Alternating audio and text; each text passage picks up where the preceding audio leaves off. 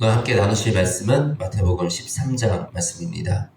마태복음 13장에서는 예수님께서 우리의 믿음에 대해서 설명을 해주시고 계십니다. 비유를 들어서 말씀을 해주시는데 네 가지 땅에 떨어진 씨의 비유, 또 좋은 밭에서 난 가라지의 비유, 그리고 밭에 감추인 그런 보화의 비유를 통해서 이 천국에 대해서 또 우리의 믿음에 대해서 우리가 이해할 수 있도록 돕고 계십니다. 먼저 우리 네 가지 땅에 떨어진 씨의 비유를 한번 살펴보겠습니다. 우리 이 본문에 보면 네 가지 땅이 나옵니다. 우리 길가에 떨어진 씨앗과 돌밭에 떨어진 씨와 가시떨기에 떨어진 씨와 좋은 땅에 떨어진 씨앗의 비유를 예수님께서 들어주십니다. 사실 이 말씀을 들으면 어떤 좋은 밭을 가진 사람이 있고, 돌밭을 가진 사람이 있고, 또 가시떨기 밭을 가진 사람이 있고, 이렇게 우리가 생각을 할 수가 있습니다.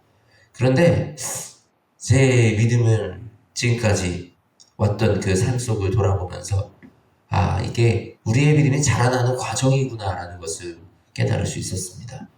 우리 처음에 시작할 때는 우리 마음은 길가와 같습니다. 말씀을 일단 듣지를 못해요. 말씀이 뿌리를 전혀 내리지 못합니다. 그냥, 이런 말도 있구나.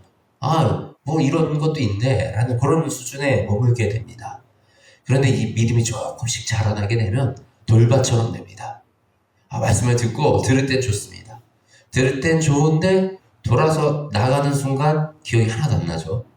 주일에 예배는 드리는데 그것이 삶으로 연결이 되지 못합니다. 그냥 좋은 얘기 들었다. 예배 가면 기분이 좋아. 찬양 드리면 참 좋아. 거기서 끝나는 요 상태가 우리 돌밭의 상태가 아닌가 싶습니다. 우리 가시떨기 같은 경우는 그 다음에 더 믿음이 자라면 제 믿음이 자랐어요. 뿌리가 내렸어요.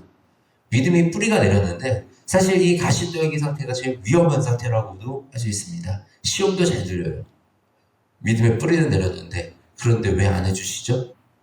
또 시험 들고 목사님이 이렇게 설교하시는데 내 얘기하는 것 같은데 이런 상처받고 뭔가 이 말씀을 들으나 내가 또 세상 일이 바쁘고 내 직장이 바쁘고 내 회사가 바빠서 그런 것들을 운영해 나가느라고 내가 말씀대로 살고 주님께 나아가는데 한계가 있는 그 상태가 가시떨기의 상태인 것 같습니다. 그리고 하나님의 말씀이 심겨지는 대로 열매가 나는 그런 좋은 땅, 그런 좋은 믿음이 되면요. 그때부터는 더 이상 어떤 교회에 있는지가 중요하지 않습니다. 어떤 목사님과 함께 하는지가 중요하지 않습니다. 어디에서든 어떤 설교를 들어도 하나님을 만나고 하나님의 은혜를 누릴 수 있는 상태, 이것이 좋은 땅의 상태입니다. 이런 밭을, 이런 밭을 누가 가꾸어 가십니까? 이 밭을 가꾸어 가시는 분이 바로 농부이신 하나님이십니다. 우리의 마음의 이 완악함을, 우리의 마음에 있는 이 돌짝들을, 또 우리 마음에 있는 이 가시덤불을 하나씩 제거해 주시고, 이 제거해 주시는 과정 속에서 우리가 흔히 경험하는 광야와 같은 시간을 지나기도 합니다. 그런데 그런 시간을 통해서 하나님은 우리의 밭을 지금 좋은 밭으로 가꾸고 계신다라는 그 확신과 믿음을 가져야 됩니다.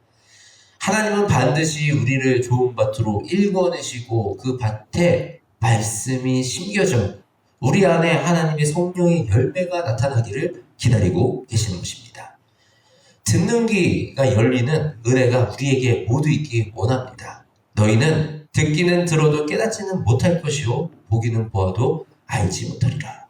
이처럼 말씀을 우리가 들어도 깨닫지 못하고 보아도 알지 못한다라고 말씀하셨어요. 예수님이 이 말씀들을 비유로 설명하시는 이유가 이곳에 있다라고 말씀을 하십니다. 우리는 듣는 자가 되기 원합니다. 보는 자가 되기를 원합니다. 우리 말씀을 펴서 하나님의 말씀을 읽을 때, 들을 때 읽어도 알지 못하는 자가 되지 아니하고 들어도 듣지 못하는 자가 되지 아니하고 들을 때마다 하나님의 음성을 듣고 하나님의 그 뜻을 분별하는 은혜가 우리 안에 있기 원합니다. 성령님이 우리 안에 그 도우심을 주시기를 간구합니다. 예수님이 이 말씀하시는 것을 우리는 귀로 분명히 듣습니다. 들었습니다. 사람들이 귀로는 분명히 들었습니다. 아주 못 들은 게 아니에요. 근데 무슨 얘기입니까? 들어도 이해하지 못한다는 거예요. 우리가 말씀을 읽죠. 말씀을 읽어도 이해하지 못한다는 거예요. 우리가 말씀을 지식적으로 달려들고 지식적으로 읽으려고 그러고 또 우리가 이 말씀을 그냥 문자적으로 해석하려고 그러면 우리가 볼 수 있는 것은 한계가 있습니다. 그것은 들어도 듣지 못하는 것입니다. 성령님의 도우심이 간절하게 필요한 것입니다. 성령님이 우리에게 이 말씀을 듣게 하실 때 우리가 이 말씀을 듣고 이 말씀이 우리 안에 살아있는 생명의 씨앗으로 심겨져 우리의 삶 속에 풍성한 열매를 맺게 되는 줄 믿습니다. 우리 35절 말씀 한번 볼까요? 35절.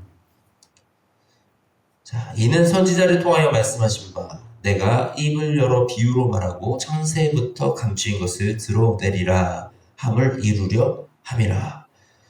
예수님은 숨기려고 하신 건 아니에요. 감추인 것을 드러내려고 하신 거예요. 드러내기를 원하십니다. 우리에게 이 뜻을 숨기려고 비유로 드신 것이 아니라 우리에게 설명해 주시고 드러나게 하시려고 이 말씀을 비유로 얘기하셨어요. 그런데 듣지 못하는 자는 우리인 것입니다. 예수님의 이 가르침을 우리가 들어서 이 믿음이 자라나고 또 우리가 천국이 어떤 곳인지 우리가 알아가는 그리고 하나님의 나라가 어떤 곳인지 우리가 믿음의 삶을 어떻게 살아야 가는지 분별해 나가는 우리 모두가 되기를 원합니다. 그 뒤에 예수님은 이 천국에 대해서 비유로 계속해서 설명을 하고 계세요. 이 천국에 대해서 설명하기 전에 이 가라지 비유를 드십니다. 좋은 밭에서 난 가라지. 우리 가라지는 어디서 왔는가라고 이렇게 제자들이 묻습니다. 그런데 예수님께서는 이렇게 대답하십니다. 원수가 이렇게 하였다. 그걸 왜 제자들이 이렇게 말합니다. 가라지를 뽑을까요 말까요? 근데 뽑지 마라 이렇게 하십니다. 왜 뽑지 말라 그러십니까? 너희가 분별하지 못해서 이 가라지가 아닌 것까지 함께 뽑을까 염려된다라고 말씀을 하십니다. 29절 주인이 이르되 가만두라 가라지를 뽑다가 곡식까지 뽑을까 염려하노라. 둘 다 추수 때까지 함께 자라게 두라. 추수 때에 내가 추수꾼들에게 말하기를 가라지는 먼저 거두어 불사르게 단으로 묶고 곡식은 모아 내 곡간에 넣으리라 하리라. 네, 추수할 때까지 함께 두라. 그냥 내버려 두라 라고 말씀하십니다. 우리 안에 가라지가 있더라도 그냥 두라.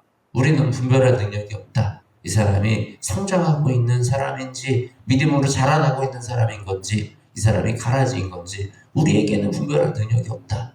남의 다른 사람의 믿음을 평가하고 분별하려고 그러지 말고 너희의 믿음을 지켜라. 우리의 믿음이 지켜서 마지막 때 추수하시는 분들은 다 안다. 하나님은 다 아신다. 그러니 이 안에서 우리가 가라지를 뽑으려고 그러지 않아야 하는 것입니다. 이 천국이 어떤 곳입니까? 천국은 자기 밭에 심은 겨자씨 하나에 같다라고 말씀을 하고 계십니다. 겨자씨가 얼마나 작습니까? 이 작은 씨앗 하나를 우리 안에 심어서 그 씨앗이 자라 큰 풀보다 큰 나무가 되매 공중의 새들이 와서 그 가지에서 쉼을 얻는다라고 말씀을 하고 계시는 것입니다. 이처럼 천국은 지금 나에게 이 말씀이 아주 작게 지금 나에게 무슨 변화가 생기는지 아니는지 예수님 왜 나를 만나주시지 않아요? 난 잘 모르겠어요. 난 잘 모르겠는데요 예수님 믿음이 잘 모르겠어요. 뭐 이런 모르겠어요 라는 그런 말 더 이상 하실 필요 없습니다. 아주 작은 씨앗이 나에게 심겨졌구나. 그리고 생각하십시오. 이 씨앗이 자라나서 100배, 1000배 엄청나게 큰 나무가 되어 열매가 맺혀집니다. 지금 우리에게 심겨지는 이 말씀의 씨앗은 반드시 자라나 하나님의 풍성한 열매를 맺을 줄 믿습니다. 그 열매가 드러나는 우리의 모든 삶이 되시기를 축복합니다. 이 천국은 그런 곳입니다. 하나님이 말씀해 주신 이 복음이 우리가 천국의 백성으로 살아가게끔 만들어주시는 그 천국의 씨앗인 것입니다. 천국은 마치 감추인 보화 같으니 사람이 이를 발견한 후 숨겨두고 기뻐하며 돌아가서 자기 소유를 다 팔아 그 밭을 사느니라. 어떤 밭에 보화가 숨겨져 있었어요. 근데 왜 이 사람이 보화를 안 사고 밭을 삽니까? 밭의 가격이 천국보다 싼 거예요. 그래서 밭을 통째로 사는 것이 그 보화를 소유하게 되는 거잖아요. 그 밭을 사서 그 보화를 소유해서 하는 것이 훨씬 이득이라는 말씀입니다. 예수님이 우리를 위해서 값을 지어주셨어요. 하나님의 아들이신 예수님이 우리가 얼마나 귀한지, 이 귀한 한 영혼을 구원하시기 위해서 나를 위해서 하나님이 그 값을 예수님의 생명으로 치르셨어요. 그만큼 우리가 이 보석과 같이 진주와 같이 하나님이 우리를 귀하게 생각하고 계신다는 것입니다. 이 바다의 각종 물고기를 그물로 쳐서 다 끌어내시는 거예요. 하나님이 지금 우리 모두를 다 끌어내신 겁니다. 촘촘하게 그물을 짜가지고 하나도 빠지지 않게 끌어내기 원하세요. 그리고 그 안에서 고르세요. 그 안에서 좋은 물고기 고르시고 마지막에 먹지 못한 물고기 이런 건 버려두시는 거예요. 우리의 믿음이 자라나서 하나님이 거두시는 좋은 물고기, 좋은 보석, 좋은 진주 되기를 원합니다. 그런 삶을 우리가 살아가기를 원합니다. 그런 믿음을 가지기 원합니다. 예수님이 선지자가 자기 집 외에는 존경받지 않음이 없느니라 이렇게 말씀하셨어요. 그 자기 고향에 돌아갔더니 자기 아는 사람들, 동네 사람들, 이웃 사람들은 나에 대해서 잘 알지 못하는 겁니다. 천국을 전파하는데 그 천국을 믿지 못하는 거예요. 저 요셉의 아들이잖아. 아 저거 어릴 때 내가 잘하는 거 다 봤는데 이러면서 예수님의 말씀을 믿지 못했던 것입니다. 이런 천국 복음을 받아들이지 못하는 거예요. 예수님이 이렇게 구체적으로 자세하게 설명해줘도 그것을 받아들이지 못하면 왜 그랬습니까? 어설프게 알았던 거예요. 예수님은 어설프게 알았어요. 예수님의 어린 모습만 봤어요. 그래서 예수님의 그 능력을 바라보지 못하고 하나님의 음성을 바라보지 못했습니다. 우리가 이 어설프게 아는 믿음이 굉장히 위험합니다. 모태신앙, 우리 PK들, 목사님 자녀들, 이 믿음이 자라면서 큰 걸림돌에 걸리고 무너지는 가장 큰 요인이 어설프게 하기 때문이에요. 진짜 믿음은 놀랍습니다. 진짜 믿음을 경험해야지 우리의 믿음이 바로 서기 시작합니다. 근데 어설픈 믿음이 진짜를 바라보는 것을 가로막고 있는 경우가 많아요. 내가 아는 것에 의존하는 것이 아니라 하나님의 음성을 듣는데 오늘 하루도 최선을 다하는 우리 모두가 되기를 원합니다. 그렇게 하나님의 뜻을, 하나님의 천국의 비밀을, 하나님의 이 말씀을 깨닫는 우리가 되기를 주님의 이름으로 축복합니다. 하나님 감사합니다. 우리에게 말씀하여 주신 것은 감추어진 하늘나라의 비밀을 우리가 알게 하심입니다. 아버지 우리가 말씀을 펴서 성경 말씀을 읽고 아버지 우리가 주님의 음성을 듣기 원합니다. 말씀을 펴서 말씀을 읽을 때마다 하늘나라를 보여주시고 아버지의 음성을 들려주시며 성령님의 충만하신 역사를 경험하게 하여 주시옵소서.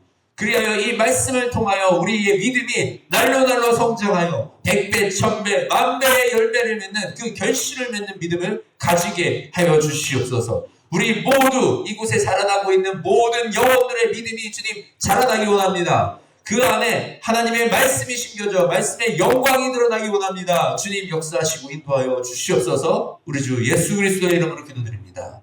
아멘.